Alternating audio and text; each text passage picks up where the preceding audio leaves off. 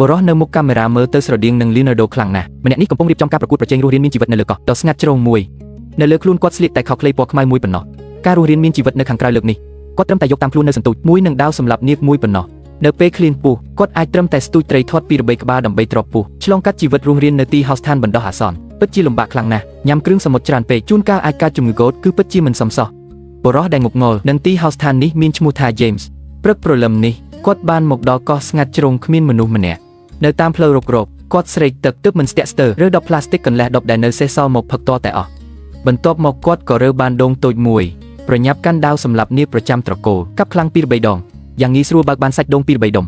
ទំពាយឺតរសជាតិនិងសាច់វាពិតជាឆ្ងាញ់ណាស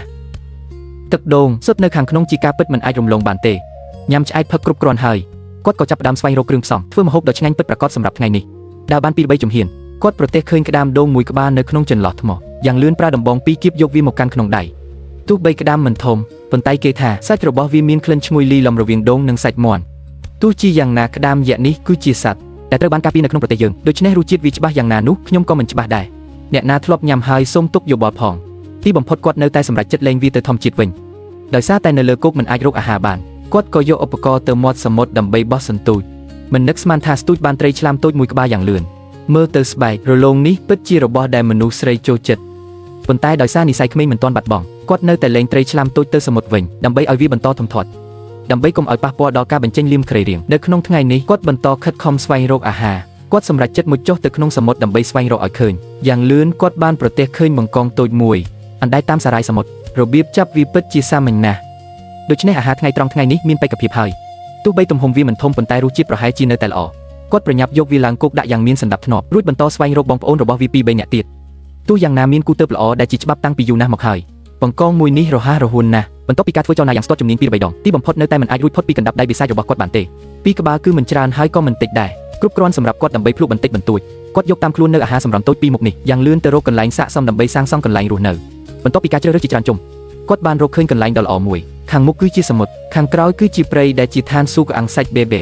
យ៉ាងលឿនគាត់បានធ្វើរួចរាល់នៅចង្ក្រានបោះជំរុំមួយដ៏សាមញ្ញនឹងរៀបចំអុសស្ងួតបន្តិចបន្តួចសំឡេងអុសត្រូវបំបាក់បន្លឺឡើងធ្វើឲ្យអ្នកមើលមានអារម្មណ៍ដូចជានៅកន្លែងផ្ទាល់សកម្មភាពដ៏ខ្លាំងក្លាដូចជាខ្លាធ្វើឲ្យខ្ញុំក៏ត្រូវស្រឡាំងកាំងដែរជីវិតនៅទីហោស្ថានគឺបែបនេះឯងសាមញ្ញនិងបុរាណបន្ទាប់ពីផ្លុំខ្យល់ទាបពីរបីដងគំនរងើភ្លើងដ៏ក្តៅគុកក៏បានលេចចេញមកគាត់ដាក់បង្កងពីរក្បាលដែលមិនទាន់បិទភ្នែកនៅឡើយពីលើរួចអង្គុយរង់ចាំត្រឹមតែ 7.200 វិនាទីប៉ុណ្ណោះគឺអាចភ្លក់មុខម្ហូបលំដាប់កម្ពូលបានហើយគ្រឿងផ្សំដែលល្អបំផុតជាទូទៅត្រូវការតែវិធីចម្អិនដ៏សាមញ្ញប៉ុណ្ណោះពិតជាអស្ចារ្យណាស់នៅពេលឃើញបង្កងត្រូវបំបែកជាពីរបញ្ចេញសាច់ពណ៌លឿងយ៉ាងស្រស់ស្អាតខាំមួយម៉ាត់សាច់បង្កងផ្អែមឆ្ងាញ់និងស្រស់ដោយមិនចាំបាច់បន្ថែមគ្រឿងទេសអ្វីទាំងអស់ប្រសិនបើជាខ្ញុំនៅទីនោះច្បាស់ជារៀបចំពិធីជប់លៀងសាស៊ីមីបង្កងដ៏ធំមួយមិនខានតើអ្នកទាំងអស់គ្នាគិតយ៉ាងណាចំពោះបង្កងព្រៃដ៏តូចនេះ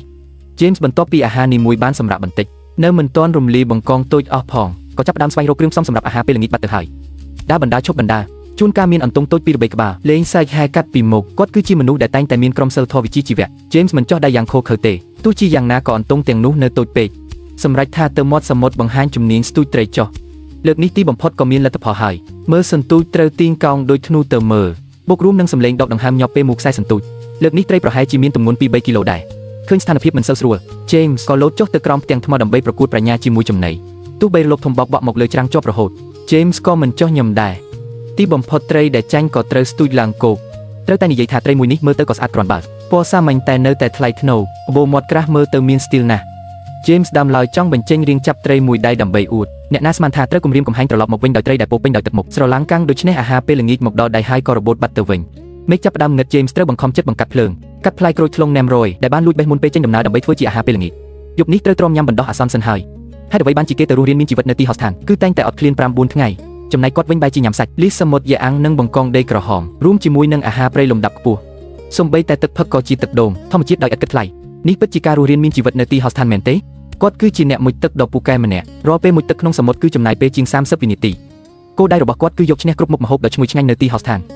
ស្ដាប់សំឡេងនោះទៅមើលហាក់បីដូចជាពាក្យអោក្រោះក៏មិនប្រកាសថាទ្រាំបានដែរពិតជាអញ្ចឹងមែនត្រីដងសេងមួយក្បាលអំបាញ់មិញនៅអំនួតឥឡូវនេះស្រាប់តែត្រឡប់ទៅរកផែនដីម្ដាយវិញយ៉ាងតក់ដោយសារកាំភ្លើងបាញ់ត្រីដ៏អស្ចារ្យប្រហែលជាប្រពន្ធបានឲ្យមកគាត់ត្រីតូចមួយក្បាលជាការពិតមិនគ្រប់គ្រាន់ដើម្បីធ្វើឲ្យ James ឆ្អែតពុះឡើយគាត់ទប់ដំណាលរួចតម្រង់ទៅប្រឡោះមកដល់ខាងមុខហើយបាញ់ស្មា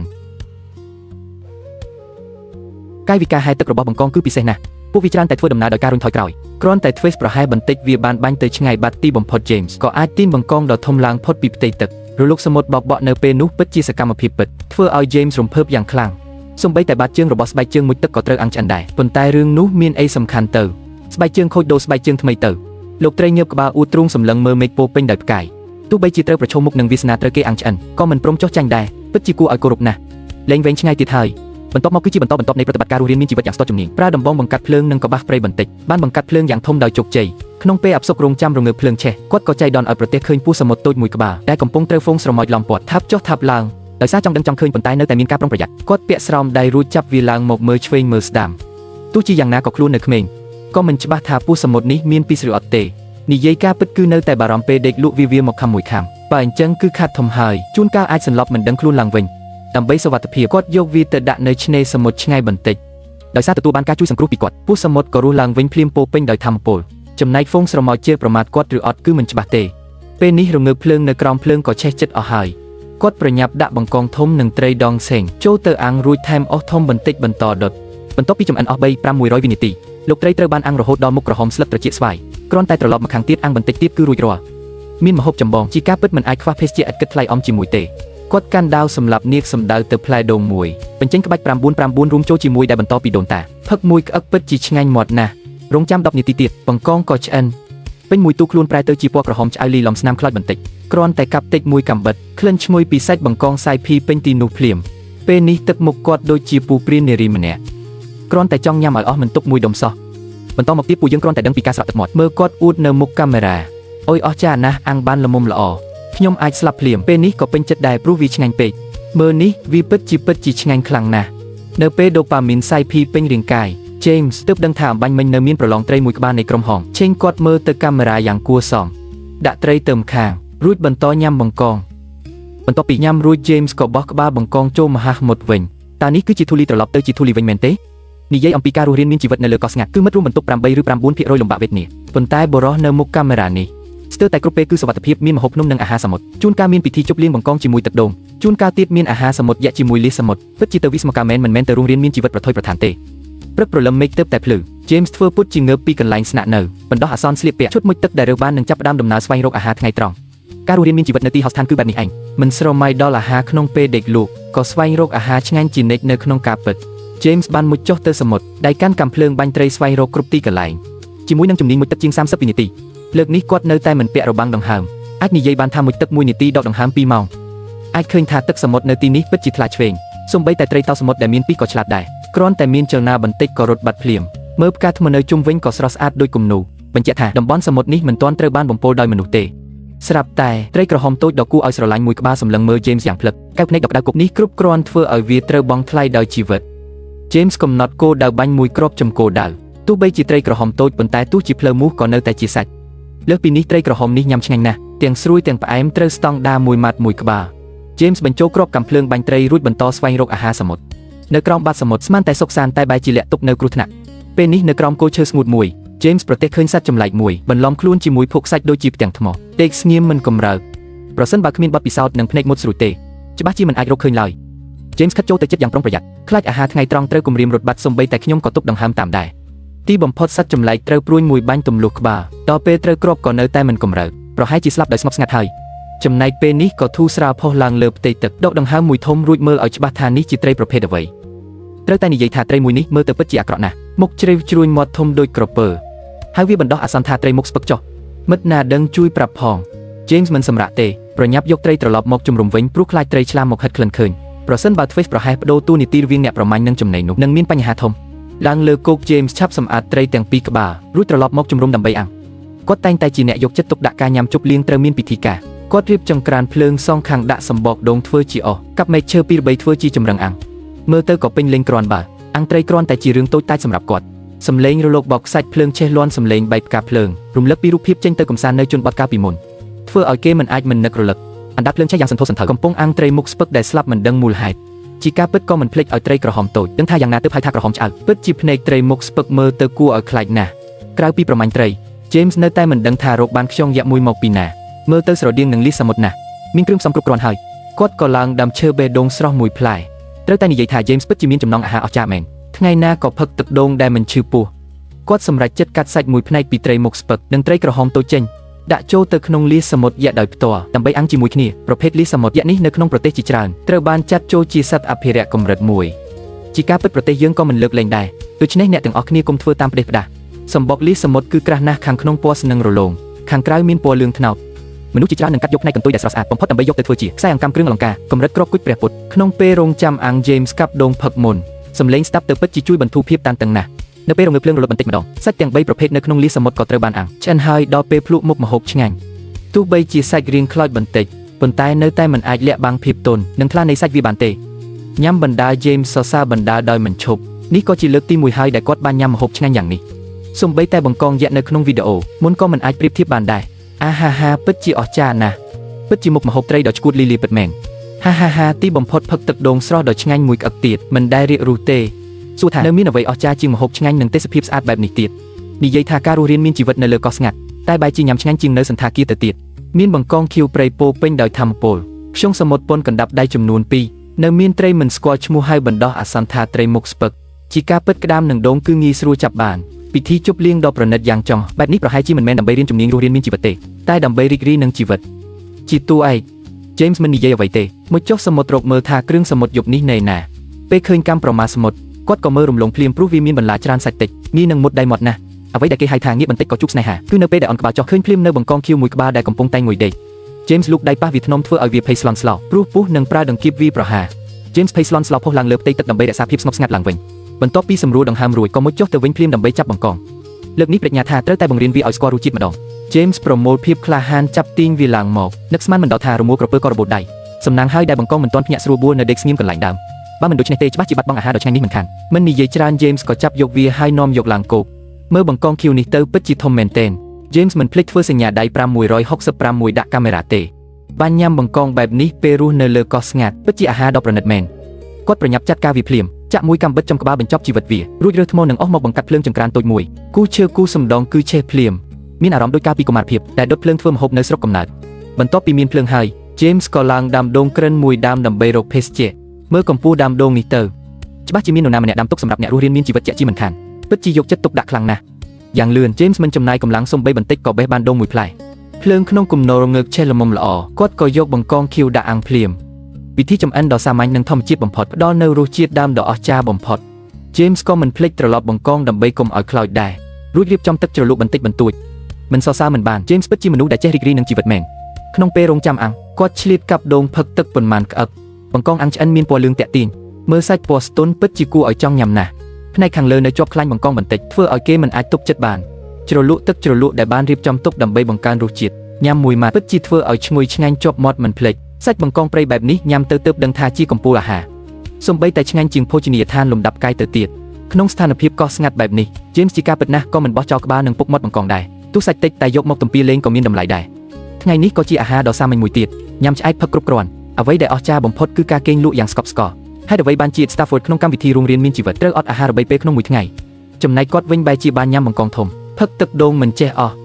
តាំងពី James រកឃើញកោះដូងដ៏ដាច់ស្រយាលនេះមកសត្វសមុទ្រនៅជុំវិញនេះហាក់ដូចជាយកគាត់ណាស់មិនត្រឹមតែផ្ដល់អាហារព្រៃគ្រប់ប្រភេទដ៏មានតម្លៃប៉ុណ្ណោះទេថែមទាំងឲ្យគាត់ទាញបានចំណីទម្ងន់70គីឡូដើម្បីទុកបរបាញ់ស្ដេចសមុទ្រ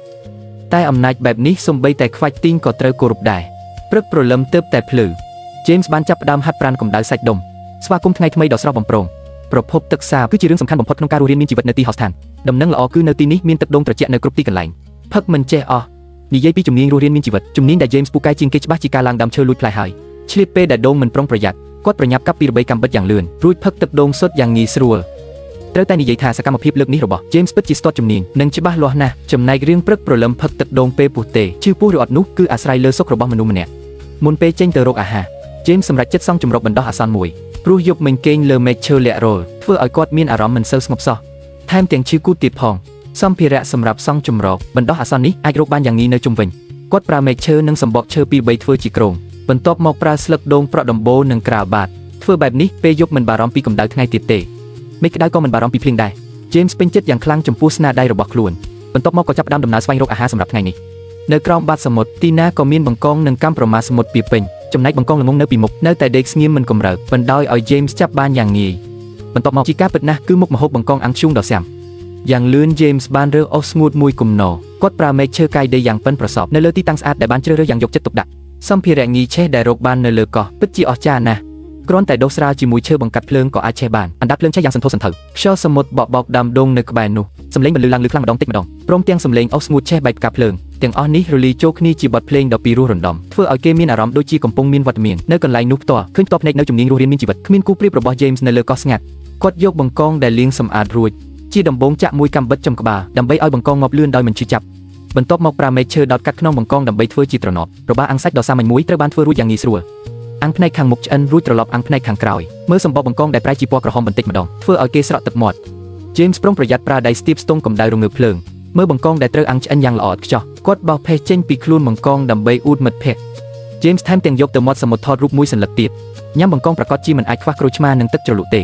គាត់ថែមទាំងប្រើសម្បកដូងនិងស្លឹកចេកធ្វើចានមួយដោយខ្លួនឯងដើម្បីដាក់បង្កងពណ៌លឿងតាក់ទាញពិតជាមានពិធីការពេញលេញមែនពេលដែលកាត់វាដោយកាំបិតតូចទោះមើលតាមអេក្រង់ក៏អាចមានអារម្មណ៍ដឹងពីរសជាតិស្រស់ឆ្ងាញ់នៃសាច់វាដែរបង្កងទីបំផុត James ក៏អាចរីករាយជាមួយអាហារសមុទ្រដ៏ថ្លៃនេះហើយណែនាំឲ្យអ្នកទាំងអស់គ្នាបើកសំឡេងឲ្យលឺដើម្បីទទួលអារម្មណ៍ពីជីវិតផ្សងព្រេងនៅលើកោះស្ងាត់គ្មានមនុស្សរស់នៅគ្រាន់តែខំមួយម៉ាត់អារម្មណ៍សប្បាយរីករាយក៏កើនឡើងប្រកាសណាស់អ្នកជំនាញរស់រានមានជីវិតផ្សេងទៀតឃើញហើយច្បាស់ជាស្រក់ទឹកភ្នែកញ៉ាំកន្ទុយបង្កងរួច James បន្តចាត់ការក្បាលបង្កងដ៏ធំទៀតគាត់ប្រើកាំបិតតូចកាប់ពីលើក្បាលជាប់គ្នាមានមនុស្សប៉ុន្មានអ្នកដែលពេលកាច់ក្បាលបង្កងតែងតែត្រូវទឹកវាក្រចាយប្រឡាក់យកសាច់បន្តិចពីក្បាលបង្កងច្របាច់ក្រូចឆ្មាប៉ុន្មានដំណក់រសជាតិកាន់តែស្រស់ឆ្ងាញ់ធ្វើឲ្យ James សរសើរមិនដាច់ពីមាត់ព្រឹកព្រលឹមបានញ៉ាំបង្កងដ៏ធំមួយបែបនេះជាអាហារពេលព្រឹកពិតជាស៊ីវិល័យពេកហើយនៅសល់ជាងកន្លះក្បាលមិនអាចខ្ជះខ្ជាយទេ James គិតថាទៅដើរលេងមាត់សមុទ្រមួយជុំសិនរួចចាំត្រឡប់មកចាត់ការចំណែកដែលនៅសល់ផឹកទឹកដូងធម្មជាតិកុយគុណរលកសមុទ្រពណ៌ខៀវស្រងាត់បោកបក់ជារលកពុះពណ៌ពួកវាដេញតាមគ្នាប្រឡាញ់លេងប្រៀបដូចជាក្មេងដ៏សកម្មសប្បាយរីករាយរត់មកលើឆ្នេរខ្សាច់រួចក៏ថយត្រឡប់ទៅវិញយ៉ាងលឿនទិដ្ឋភាពដ៏ស្រស់ស្អាតបែបនេះពិតជាធ្វើឲ្យគេលងស្នេហ៍មែនទោះបីជាពូឆ្អែតតឹងហើយក៏ដោយតែបើផឹកទឹកដូងច្រើនថ្ងៃគឺងាយនឹងរីកណាស់ដូច្នេះ James គិតថារកបន្លែព្រៃបន្តិចដើម្បីសម្អាតបំពង់និងកម្ដៅក្រពះមិនយូរប៉ុន្មានឆ្នាំងដែកដែលរើសបានគឺពេញទៅដោយបន្លែបៃតងតែបេះបានក្នុងពេលបេះថែមទាំងរកឃើញស៊ុតបាក់សីមួយគ្រាប់ទៀតអ្នកមិនដឹងប្រហែលជាស្មានថាជាកូនបាល់ប៉េងប៉ុងដាំទឹកនីតិក្រដៅដ៏ថ្លាឆ្វេងធ្វើជាស៊ុបបន្លែព្រៃមួយឆ្នាំងសម្រាប់បំបត្តិការស្រេកទឹកពិតជាក្តីសុខដ៏ធំធេងនៃការរស់រាននៅលើកោះស្ងាត់ទោះបីសាំនឹងរសជាតិផ្អែមឆ្ងាញ់នៃទឹកដូងតែពេលបដូរមកញ៉ាំស៊ុបបន្លែរសជាតិល្វីងមួយចាននេះ James ហាក់ដូចជាមិនរើសអើងសោះផ្ទុយទៅវិញគាត់បែរជារីករាយនឹងវាណាស់បន្ទាប់ពីញ៉ាំឆ្អែតរួច James ក៏ចូលដល់ម៉ោងសម្រាកវិ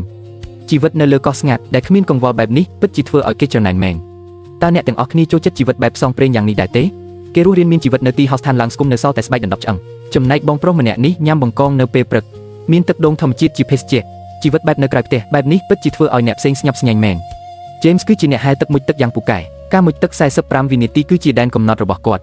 ប៉ុន្តែទោះជាយ៉ាងណាក៏មិនអាចរារាំងការប្រាជ្ញាចិត្តស្វែងរកគ្រប់អាហារព្រៃដ៏ឈ្ងុយឆ្ងាញ់របស់គាត់បានឡើយពេលដែលពន្លឺព្រះអាទិត្យទើបតែរះ James ផឹកទឹកដូងមួយក្អឹបរួចក៏ចាប់ផ្ដើមមានញឹករៀបចំអាហារថ្ងៃនេះគាត់យួរឧបករណ៍ដែលប្រពន្ធយកមកឲ្យពីយប់មិញសម្ដៅទៅសមុទ្រនៅតែជាសំឡេងដ៏ស្អាតស្ដាប់ទៅក៏ដឹងថាគាត់ជាអាវុធប្រមាញ់ក្រោមទឹកអ្នកហែទឹកដ៏ចំណាន45វិនាទីនៅតែមិនពាក់ម៉ាស់អុកស៊ីសែន James ចេះស្មុជទឹកយ៉ាងជ្រៅដើម្បីចាប់ត្រីពិតជាធ្វើឲ្យគេភ័យបុកពុះមែនការរស់រាននៅលើកោះស្ងាត់ត្រឹមមានតែដៃពីរក៏មិនទាន់គ្រប់គ្រាន់ដែរគឺត្រូវការទាំងភាពក្លាហាននិងសំណាងទៀតផងមើលឲ្យច្បាស់ទៅសំណាងបានមកដល់ហើយនៅចន្លោះថ្មមានពុកមាត់បង្កងមួយលៀនចេញមករកសញ្ញាប៉ុន្តែបង្កងនេះឆ្លាតល្បិចណាស់គ្រាន់តែវាលៀនក្បាលចេញមកបន្តិចទៀតវានឹងក្លាយជាតួឯកបាត់ទៅហើយថ្ងៃនេះ James ឃើញថាចិត្តអស់ពេល45វិនាទីដែលកំណត់បើឡើងមិនទាន់ច្បាស់ជាសន្លប់នៅនឹងហើយទើបសម្រេចចិត្តរំលងសិនយកដង្ហើមរួចក៏បន្តការស្វែងរកទៀតមិនយូរប៉ុន្មានសំណាងក៏មកម្ដងទៀត James ប្រទះឃើញខ្យងសមុទ្រយក្សមួយនៅក្នុងប្រឡោះថ្មគិតក្នុងចិត្តថ្ងៃនេះទីបំផុតក៏អាចផ្លាស់ប្ដូរមុខម្ហូបបានហើយថ្ងៃណាក៏ញ៉ាំតែត្រីនិងបង្កងនរណាទៅទ្រាំបានសូម្បីតែត្រីធម្មតាកំពុងលាក់ខ្លួនក្នុងទីងឹតក៏បើកភ្នែកធំដោយក្តីច្រណែនដែរពេលនេះ James ចាប់ផ្ដើមអន្ទះសារនៅក្នុងចិត្តប្រញាប់យកខ្យងសមុទ្រត្រឡប់មកវិញពេលឡើងដល់គោកគាត់ដាក់ខ្យងចុះរួចប្រញាប់ឡើងដាំដូងបេះដូងមួយផ្លែធំដើម្បីបំបត្តិការស្រេកទឹកនិងរក្សាភាពស្ងប់ស្ងាត់ទោះជាយ៉ាងណាក៏ដោយអំបញ្ញមិញនៅក្រោមសមុទ្រស្ទើរតែដាច់ដង្ហើមទៅហើយដាំដូងត្រេត45ដឺក្រេពិតជាជួយឲ្យ James មិនសូវចំណាយកម្លាំងច្រើនមែនក៏មិនអាចបន្ទោសគាត់ដែលចូលចិត្តទឹកដូងធម្មជាតិយ៉ាងនេះដែរនៅលើកោះស្ងាត់នេះមិនខ្វះអុសស្ងួតទេទើបតែបង្កាត់ភ្លើងបានឆេះធំមេឃក៏មិនយកយកចិត្តមនុស្សសោះគ្រាប់ភ្លៀងតូចដូចគ្រាប់អង្ករចាប់ផ្ដើមធ្លាក់ចុះមកធ្វើឲ្យការបង្កាត់ភ្លើងកាន់តែពិបាកខ្លាំងស្លឹកឈើក្រាស់ពីលើក្បាលក៏មិនអាចរារាំងដំណក់ភ្លៀងបានដែរក្នុងពេលកំពុងក្តៅក្រហាយចិត្ត James គ្មានជំរឿអ្វីផ្សេងឡើយបានត្រឹមតែខំថ្មិញបន្តបង្កាត់ភ្លើងទៀតទីបំផុតថែមទាំងបួងសួងតាមបែប Mary ដោយសង្ឃឹមថាភ្លៀងនឹងឆាប់រាំងពេលដែលខំប្រឹងទម្រាំតែភ្លើងឆេះក៏ដល់ពេលយកទូឯកប្រចាំថ្ងៃនេះមកអាំងហើយយោងតាមចំណេះដឹងតិចតួចអំពីការធ្វើម្ហូបរបស់ខ្ញុំគ្រឿងផ្សំដូចជាខ្យងគឺកាន់តែធំកាន់តែពិបាកអាំងឲ្យឆ្អិនជាពិសេសខ្យងដែលធំប៉ុនខ្យងដែល James កំពុងកាន់នេះរងចាំយ៉ាងយូរ James មានអារម្មណ៍ថាប្រហែលជាចិត្តឆ្អិនហើយទើបយកដៃទេកាន់ខ្យងរត់ទៅសមុទ្រ ប្រតិកម្មដ៏របស់គាត់ពិតជាយឺតមែនឥឡូវទើបដឹងថាខ្យងក្តៅរលាកដៃក៏រត់ទៅមាត់សមុទ្រប្រើទឹកសមុទ្រដើម្បីបន្ធូរកម្ដៅសាច់ខ្យងនេះធំប៉ុននំប៉ោមួយធំក្លិនឈ្ងុយនិងស្រស់ឆ្ងាញ់ណាស់ប៉ុន្តែនៅតែមានអារម្មណ៍ថាមិនទាន់ឆ្អិនល្អគ្មានជម្រើសអ្វីផ្សេងទេមានតែត្រូវហាន់ជាដុំតូចហើយអាំងបន្ថែមមួយសន្ទុះទៀតមានគេនិយាយថាខ្យងសមុទ្រសម្បូរប្រូតេអ៊ីននិងមានជាតិខ្លាញ់ទាបដូច្នេះបើញ៉ាំខ្យងមួយនេះអស់ពេញមួយថ្ងៃមិនបាច់ញ៉ាំអីទៀតក៏បានមែនទេក្នុងពេលអាំងគាត់ច្របាច់ក្រូចឆ្មាបន្តិចដែលលេងដាក់ទុកឲ្យការពីម្សិលមិញទាំងសម្រាប់លាងមាត់ទាំងសម្រាប់មេរោគមើលទឹកមុខជូរចត់របស់ James ទៅច្បាស់ណាស់ថាក្រូចឆ្មានេះមិនមែនមានជាតិជូរធម្មតាទេទើបធ្វើឲ្យគាត់ស្រឡាំងកាំងមួយសន្ទុះពេលនេះភ្លៀងកាន់តែខ្លាំងឡើងមិនខ្វល់ពីអារម្មណ៍របស់ James សោះតែសំណាងល្អដែលគាត់នៅតែរក្សាស្មារតីសុទ្ធិតនិយមចំណង់ចំណូលចិត្តចំពោះអាហារព្រៃមិនស្រកស្រត់ឡើយនេះទើបជាអាកប្បកិរិយារស់នៅដ៏ពិតប្រាកដសម្រាប់ការរស់រាននៅលើកោះស្ងាត់ទាំងរំភើបហើយមិនភ្លេចកាន់ខ្យងច្រៀងមួយបទមិនច្បាស់ថាខ្យងអាំងឆ្អិននៅទេអណ្ដាតភ្លើងដែលឆេះខ្លាំងអំបញ្ញមិញពេលនេះក៏រលត់បាត់ James ក៏មិនខ្វល់ទៀតដែរចាប់យកសាច់ខ្យងមកទំពាទោះមិនទាន់ឆ្អិនល្អក៏ញ៉ាំដូចសាស៊ីមីអញ្ចឹងក្របភ្លៀងតូចនៅមុខកាមេរ៉ាពិតជាគួរឲ្យខ្នាញ់មែនខ្ញុំស្មានតែជូតអេក្រង់កុំព្យូទ័រយូរហើយមិនស្អាតសោះមើល James ញ៉ាំយ៉ាងឆ្ងាញ់ដើរបណ្ដាញ៉ាំបណ្ដាទៅដល់មាត់សមុទ្រទាំងទទួលទានអាហារដ៏ឈ្ងុយឆ្ងាញ់ទាំងបណ្ដោយឲ្យភ្លៀងលៀងជំរះធូលីលើខ្លួនប៉ុន្តែខ្យងដ៏ធំបែបនេះមិនដឹងថាជាសត្វអភិរក្សឬអត់ទេទោះយ៉ាងណាសម្រាប់ James ហាក់ដូចជាគ្មានអត្ថន័យពិសេសអ្វីឡើយភ្លៀងធ្លាក់ខ្លាំងនៅលើកោះអូសបន្លាយអស់កន្លះថ្ងៃរហូតដល់ថ្ងៃលិចទើបមេឃស្រឡះឡើងវិញអ្នកផ្សេងមកកោះដើម្បីវឹកហាត់ជំនាញរស់រានមានជីវិតចំណែកគាត់វិញបែរជាប្រែក្លាយការរស់រាននៅលើកោះស្ងាត់ទៅជាការដើរលេងកម្សាន្តពេលឃ្លានអាំងត្រីសមុទ្រញ៉ាំពេលស្រែកបេះដូងស្រស់ផឹកបំបត្តិការស្រែកញ៉ាំឆ្អែតហើយក៏ហែទឹកងូតយ៉ាងស្រួលខ្លួ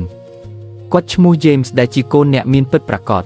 ដោយសារតែមិត្តស្រីលួចទៅមើលការប្រណាំងទូកកង់ជាមួយបងប្អូនរបស់គាត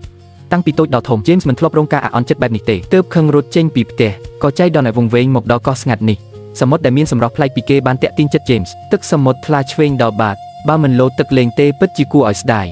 James ហាក់ដូចជាមើលឃើញពិភពរឿងនិទានក្រោមបាតសមុទ្រសូម្បីតែ Richard តែចាក់ស្រេះខាងក្រោមក៏មើលឃើញច្បាស់មនុស្សស្រីតែនិយាយថាពេលខឹងឆាប់ឃ្លានណាស់ James អាចបញ្ជាក់បានថាវាជារឿងពិតព្រោះពោះរបស់គាត់ចាប់ផ្ដើមកោហើ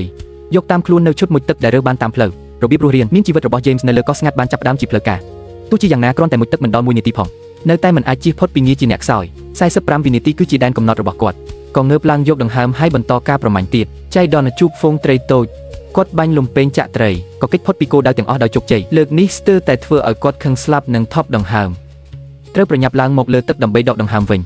ញឈុតនេះទោះខ្ញុំអង្គុយមើលតាមអេក្រង់ក៏អន្ទះសារដែរស្វែងរកនៅក្រោមសមុទ្រអស់កន្លះថ្ងៃទីបំផុតគាត់បានជួបត្រីល្ងងមួយក្បាលមើលកែវភ្នែកដ៏ក្រអឺតក្រទុំនិងការហែបែបប្រងើយកន្តើយរបស់វាទៅហាក់ដូចជាឆ្លុះបញ្ចាំងពីភាពរឹងរូសរបស់ត្រីមួយនោះមិនខ្លាចមេឃមិនខ្លាចដីនៅក្រោមសមុទ្រនេះវាគឺលេខ1គាត់មិនខ្ជិលខ្វល់តម្រង់គោលដៅឲ្យបញ្ជាបាញ់ត្រីល្ងងនោះខំប្រឹងប្រាក្បាលដ៏រឹងរបស់វាដើម្បីប្រកួតជាមួយលំពេងលទ្ធផលគឺងាយទីណាស់ត្រីដ៏រឹងរូសនេះលើកទី1ហើយដែលត្រូវប៉ះនឹងជញ្ជាំងថ្មក្បាលរបស់វាត្រូវបុកបែកហូរឈាមរួចក៏រត់ប្រសិទ្ធប្រសាច់ប៉ុន្តែពេលនេះយឺតពេកទៅហើយគាត់ទាញខ្សែលំពេងយឺតចូលមកវិញជីវិតរយៈពេល1ឆ្នាំ2ខែរបស់ត្រីល្ងងមួយក្បាលនេះក៏ត្រូវបញ្ចប់ជាផ្លូវការដំណើរការចាប់ត្រីចំណាយពេលមិនដល់1នាទីផងបើសិនជាយូរជាងនេះបន្តិចគាត់ប្រកាសជាទ្រាំលេងបានហើយ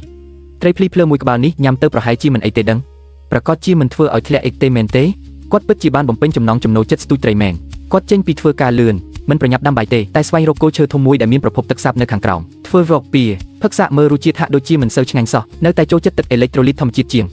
ងូតទឹករួចដល់ពេលឡើងគោកចាត់ការកន្ទុយត្រីភ្លីភ្លើនេះហើយរើសអស់ដោយមិនចេះធុញទ្រាន់នឹងបច្ចេកទេសបង្កាត់ភ្លើងដ៏អស្ចារ្យទាំងអស់នេះគឺជាការចងចាំពីការបោះជំរំការពីកុមារភាពគាត់ដុតមែកឈើពីធ្វើជារបាអាំងសាច់ដ៏សាមញ្ញចិត្តមែកឈើដោយកាំបិតតូចរួចដល់ត្រីភ្លីភ្លើនោះយកទៅអាំងរងើកភ្លើងនៅខាងក្រោមល្មមអាចអាំងត្រីឲ្យឆ្អិនល្អវាមិនលែងភ្លីភ្លើដូចមុនទៀតទេគាត់ធ្វើការយ៉ាងម៉ត់ចត់ថែមទាំងរកមែកឈើតូចមួយមកទប់កន្ទុយត្រីទៀតពេលត្រូវការអាចត្រឡប់ត្រីបានពេលទំនេរបោះស្លឹកឈើក្រៀមចូលភ្លើងដើម្បីឲ្យត្រីមានក្លិនឈ្ងុយផ្សែងហុយខ្លាំងស្បែកត្រីក៏ប្រែជាពណ៌ខ្មៅបន្តិចម្ដងអាំងបានពាក់កណ្ដាលគាត់ចាប់ផ្ដើមរើសអាំងចង់បានភាពល្អឥតខ្ចោះគោះរបាអាំង2 3ដងធ្វើឲ្យត្រីមួយក្បាលធ្លាក់ចូលភ្លើងឆេះខ្លោចសំណាងហើយដែលស្បែកត្រីក្រាស់សាច់ត្រីមិនឆេះទេគ្រាន់តែប្រឡាក់ភក់ខ្មៅបាតសមុទ្រមួយស្រទាប់ប៉ុណ្ណោះក្រឡេកមើលសមុទ្រដ៏ធំល្វឹងល្វើយគាត់ទប់អារម្មណ៍រំភើបមិនបានម្ហូបខ្មៅយងត្រូវបានធ្វើរួចរាល់យកមែកឈើចេញហើយបកស្បែកដែលខ្លោចចោលឃើញស្បែកត្រីក្រាស់បែបនេះមិនឆ្ងល់ទេថាហេតុអ្វីបានជាត្រីនេះកាលពីមុនក្រអឺតក្រទុំលេះវាគិតថាឲ្យតែមុខក្រាស់គឺអាចមើលរំលងគ្រប់យ៉ាងបានតែពេលនេះបានត្រឹមតែបណ្ដោយឲ្យគាត់រំដោះកម្មវាប៉ុណ្ណោះតាមគោលការណ៍ផឹកទឹកដោះគោជូរក៏ត្រូវលិតគម្របសាច់ត្រីដែលជាប់លើស្បែកក៏មិនខ្ជះខ្ជាយសំបីបន្តិចរោយអំបិលសមុទ្រលើថ្មបន្តិចអាហារពេលល្ងាចនេះស្រាប់តែកើនរសជាតិឆ្ងាញ់ជាងមុនច្រើនកម្រិតភ្លក់ម្ហូបឆ្ងាញ់រួចជាការពិតណាស់ត្រូវតែផឹកទឹកអេឡិចត្រូលីតធម្មជាតិមួយក្អឹបដោយឥតគិតថ្លៃប្រហែលជាព្រំលិខិតបានកំណត់ទុកជាមុនគាត់នៅក្រោមដើមឈើមួយដែលមិនមែនជាដើមដូងតែបេះបានដូងមួយផ្លែសំឡេងបេះផ្លែឈើស្តាប់ទៅប្លែកនិងពីរោះអាចផ្លាស់ប្ដូរបទពិសោធន៍រស់រាននៅលើកោះស្ងាត់ទៅជាការសម្រាប់លំហែកាយនៅរមណីយដ្ឋានកោះការរស់រាននៅលើកោះស្ងាត់តែបានញ៉ាំត្រីសំប៉ែតធំប៉ុនចានដែកលាងមុខតើវាជាបទពិសោធន៍បែបណាទៅ ម្សិលមិញគាត់ញ៉ាំមិនទាន់ឆ្អែតនៅម្ហូបអាំងខាងក្រៅនៅលើកោះស្ងាត់ថ្ងៃនេះចេញមកក្រៅម្ដងទៀតដើម្បីផ្លាស់ប្ដូរមុខម្ហូបនិយាយតិចធ្វើច្រើនស្លៀកពាក់ចុះសមុទ្ររកមើលអាហារសមុទ្រឆ្ងាញ់សំណាងល្អបានជួបរបស់កំមកគ្រាន់តែចុះសមុទ្រភ្លាមឃើញកូនត្រីឆ្លាមមួយក្បាលកំពុងបញ្ចេញរាងអ្នកមុជទឹកដ៏ល្បីល្បាញដែលលឿនដូចព្រួញមិនខ្លាចជាញើតថែមទាំងប្រើកាំភ្លើងបាញ់ត្រីដើម្បីគំរាមវាទៀតពិតជាបើមិនរករឿងក៏មិនស្លាប់ដែរព្រួញទី1នៅតែខុសហ្វូងត្រីទាំងអស់ត្រីឆ្លាមហែលក្បែរនោះមិនភ្លេចធ្វើរកពីចំអកពិតជាខ្មាស់គេខ្លាំងណាស់មានតែផ្លាស់ប្ដូរដង្ហើមឲ្យបន្តការព្យាយាមសំណាងជួនកាលមកដល់ដោយនឹកស្មានមិនដល់តម្រង់ចំគោដៅមួយគ្រាប់ត្រូវចំកូនត្រីមួយក្បាលយ៉ាងគួរឲ្យអាណិតត្រីឆ្លាមក៏សម្លឹងមើលយ៉ាងយកចិត្តទុកដាក់តែគាត់មិនខ្វល់ខ្វាយបន្តស្វែងរកអាហារសមុទ្រឆ្ងាញ់ទៀតទោះបីជាមានចំណីនៅក្រោមសមុទ្រពីពេញតែភ្នែកអ្នកប្រមាញ់របស់គាត់ពិតជាធ្វើឲ្យគេមិនហ៊ានសម្លឹងចំសាកល្បងពីរបីដងសុទ្ធតែបណ្ដោយឲ្យម្ហូបឆ្ងាញ់រត់រួចគ្មានជំរឿអ្វីផ្សេងទេមានតែតម្រង់ទៅរកចំណីដែលហាយយឺតក្រោមសមុទ្រយល់ព្រមលោកត្រីសំប៉ែតនោះតម្រង់ហើយបាញ់ព្រួញគាត់បាញ់មួយគ្រាប់បង្រៀនវាឲ្យដឹងថាជាត្រីសំប៉ែតនេះរៀងធំគ្រាន់បើចិត្តស្លាប់ទៅហើយនៅតែហាមាត់អង្គរកមិនឈប់គួរឲ្យស្ដាយថ្ងៃនេះវាមិនបានមើលថ្ងៃល្អបែរជាមកជួបខុសមនុស្សយ៉ាងលឿនចាប់បានត្រីពូថៅពីរក្បាលទៀតដើម្បីបំពេញបន្ថែមក្នុងពេលនោះគាត់បានជួបទូកតូចមួយប្រាប់អ្នកនេសាទថាមិនចូលចិត្តញ៉ាំចំណីពណ៌ខ្មៅយំទេមិននិយាយច្រើនគាត់ក៏ឲ្យត្រីពូថៅដែលចាប់បានដំបូងនោះទៅអ្នកនេសាទបងមិត្តតូចគិតថាគាត់ប្រហែលជារៀងខ្លាចញ៉ាំត្រីភ្លីភ្លើនោះខ្លាចញ៉ាំទៅធ្វើឲ្យខួរក្បាលយឺតយ៉ាវទ្វេដងតែត្រីសំប៉ែតដ៏ធំនោះក៏ល្មមធ្វើឲ្យគាត់ឆ្អែតពោះតែគាត់ប្រើកាំភ្លើងបាញ់ត្រីទប់ត្រីសំប៉ែតក្នុងទឹកដើម្បីរក្សាភាពស្រស់រួចត្រឡប់មកច្រាំងសម្រាប់បន្តិចនរណាស្មានថាត្រីឆ្លាមតាមជាប់ស្ទើរតែលួចស៊ីអាហារថ្ងៃត្រង់របស់គាត់បាត់សំណាងល្អដែលដឹងទាន់ទើបរវាំងអាហារបា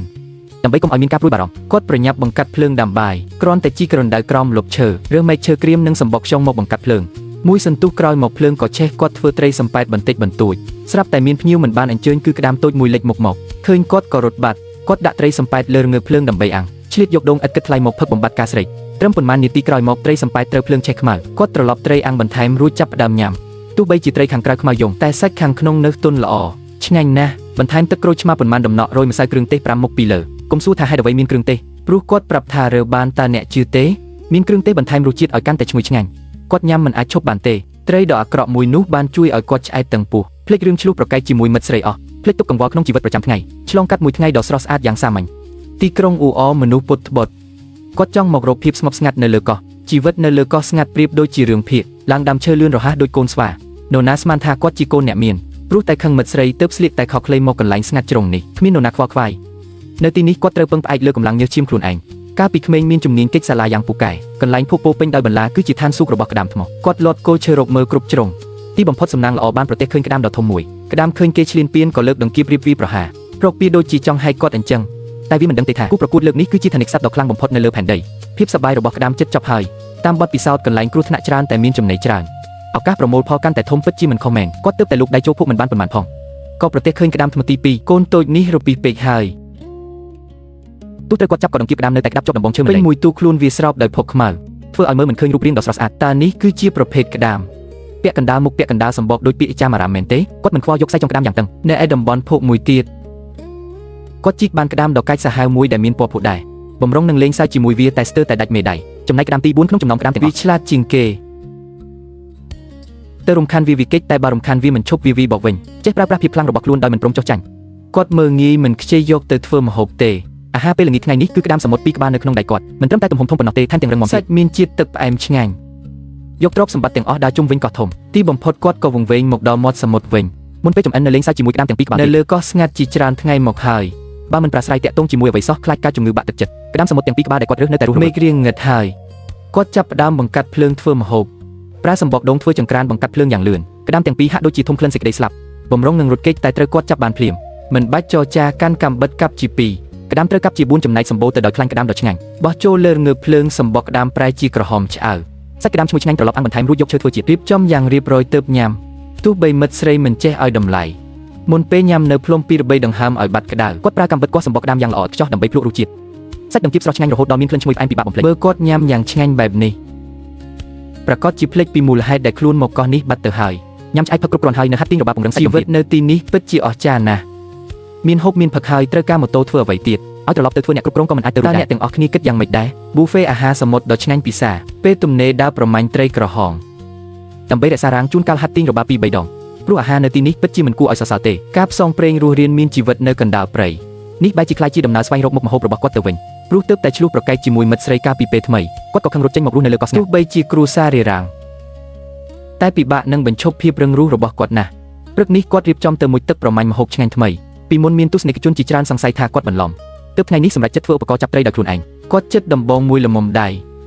ប្រើដៃច្រេះដែលរើបានធ្វើជាចុងលំពេងរួចប្រើខ្សែចុងភ្ជាប់យ៉ាងតឹងទៅនឹងដំបងបានបង្កើតឧបករណ៍ឡើងយ៉ាងរហ័សឧបករណ៍ចាប់ត្រីដ៏អស្ចារ្យរបស់គាត់ដើម្បីឲ្យឧបករណ៍ចាប់ត្រីអាចសម្លាប់ត្រីមួយគ្រាប់មកភ្លាមគាត់ប្រើថ្មសំលៀងដែកឲ្យមុតស្រួចមែនទែនពេលនេះអាចចេញប្រយុទ្ធកម្ចាត់សត្រូវយ៉ាងងាយស្រួលគាត់ចាប់ផ្ដើមស្ទាបស្ទង់រកមើលនៅក្នុងតំបន់មួយទឹកការប្រើលំពេងចាប់ត្រីកាន់តែស្ទាត់ជំនាញត្រីក្រហមតូចមួយក្បាលលាក់ខ្លួនក្នុងចន្លោះថ្មបានក្លាយជាតួឯកដំបូងគេយ៉ាងឆាប់រហ័សក្នុងថ្ងៃនេះរបស់គាត់ដំណើរការប្រមាញ់ប្រៀបដូចជាការបរបាញ់បែបបុរាណនឹងច្បាស់លាស់គាត់ឡើងគោកធ្វើការបន្លះគ្រឿងក្នុងត្រីក្រហមភ្លាមរួចកប់ក្នុងទាំងអាចរក្សាភាពស្រស់ឆ្ងាញ់ទាំងអាចជៀសវាងចំណាប់អារម្មណ៍ពីសត្វផ្សេងទៀតទីបំផុតមិនភ្លេចគូសរង្វង់ចំណាំកន្លែងដែលគាត់នឹងមកប្រមាញ់ម្ដងទៀតប្រហែលជាដោយសារលំពេងចាប់ត្រីធ្វើបានល្អពេកទើបតែមិនបានប៉ុន្មានផងគាត់ក៏ប្រទះឃើញត្រីដងសេងមួយក្បាលកំពុងសម្រាកនៅក្បែរច្រាំងនៅក្នុងចន្លោះថ្មពិតជាលុយមែនគាត់ធ្វើដូចដើមកប់ចំណីទី2រួចក៏ចុះសមុទ្រម្ដងទៀតដើម្បីបង្អួតលំពេងដ៏មុតស្រាប់តែប្រទះឃើញត្រីមេអំបៅមួយក្បាលនៅក្រោមខ្សាច់តម្រង់គោលដៅបាញ់មួយគ្រាប់មកភ្លាមប្រតិបត្តិការប្រមាញ់ទាំងមូលទទួលបានជោគជ័យយ៉ាងត្រចះត្រចង់តែមានអារម្មណ៍ថាគ្រប់យ៉ាងប្រព្រឹត្តទៅរលូនពេកហើយគាត់ជីកកកាយត្រីដែលកប់ក្នុងខ្សាច់ឡើងមកវិញទាំងអស់បន្ទាប់មកគឺជាពេលភ្លក់មុខម្ហូបឆ្ងាញ់ហើយគាត់រកអស់នឹងឧបករណ៍មូលដ្ឋានឈានដល់ការបង្ហាញពីការបង្កាត់ភ្លើងក្នុងរយៈពេល3វិនាទីដ៏សាមរដងគ្រាន់តែដុសកោសរួចបង្កាត់ភ្លើងគំនរភ្លើងក៏ឆេះសន្ធោសន្ធៅភ្លាមគាត់រងចាំឲ្យភ្លើងคล้ายជារងើកព្រមទាំងរៀបចំតួឯកប្រចាំថ្ងៃនេះនៅលើជ្រុញជំនាញកាប់សាច់ក្នុងព្រៃគឺស្ទាត់ជំនាញគ្មាននរណាប្រៀបបានបន្ទាប់ពីចាត់ចែងរៀបចំគ្រឿងផ្សំរួចរាល់ភ្លើងនៅក្បែរនោះឆេះល្មមល្អបោះចូលទៅក្នុងរងើកភ្លើងផ្ទាល់ដើម្បីអាំងចំណែកត្រីចំណីពីរក្បាលទៀតត្រូវគៀបលើបន្ទះឈើអាំងយឺតតាមផ្សែងឈូងក្នុងពេលរងចាំមុខម្ហូបឆ្ងាញ់គាត់មិនភ្លេចបញ្ចេញក្បាច់រំដៃពីរបីក្បាច់នៅមុខកាមេរ៉ាទេនេះជាជំនាញដែលគាត់រៀនកាលពីនៅតាមញ៉ែមិត្តស្រីឥឡូវរបស់បដូបផ្កាយរះបានត្រឹមតែសប្បាយម្នាក់ឯងលេងហត់ហើយពិធីជប់លៀងអាហារសមុទ្រក៏ចាប់ផ្ដើមត្រីមេអំបៅទូជាតូចតែសម្បូរសាច់រសជាតិខុសពីបង្កងដាច់សាច់បង្កងស្រួយផ្អែមតិចនិងមានប្រសិទ្ធភាពពៅក្រលៀននិងបន្សាបជាពោលត្រីអាំងវិញស្រស់ឆ្ងាញ់ពិបាកបំភ្លេចសម្រាប់គាត់រាល់ថ្ងៃឲ្យតែបានហូបឆ្អែតផឹកគ្រប់គ្រាន់គឺជាក្តីសុខបំផុតរំភើបចិត្តក៏ហាត់ទាញរបាពីរបីដងទោះបីជាកូនអ្នកមានតែថ្ងៃធម្មតាក៏ឧស្សាហ៍ហាត់ប្រាណដែរឥឡូវគ្មានរឿងកង្វល់ទើបមិនចង់ត្រឡប់ទៅផ្ទះវិញពេលថ្ងៃរៀបលិចឡើងដើមឈើគយគន់ពន្លឺព្រះអាទិត្យនិងសមុទ្រក្នុងចិត្តតែមានក្តីនឹករលឹកនឹងពាក្យជូនពរថ្ងៃនេះដែលមានសូមជូនពរអ្នកទាំងអស់គ្នាឲ្យមានបានដោយអ្នកស្មានដល់ភ្លឺស្វាងរីកចម្រើនយ៉ាងឆាប់រហ័សនិងសំខាន់បំផុតគឺគ្រួសារសុខសាន្តវីដេអូដល់ទីនេះគឺចប់ហើយសូមតាមដានខ្ញុំដើម្បីឲ្យពិភពលោកកាន់តែគួរឲ្យចាប់អារម្មណ៍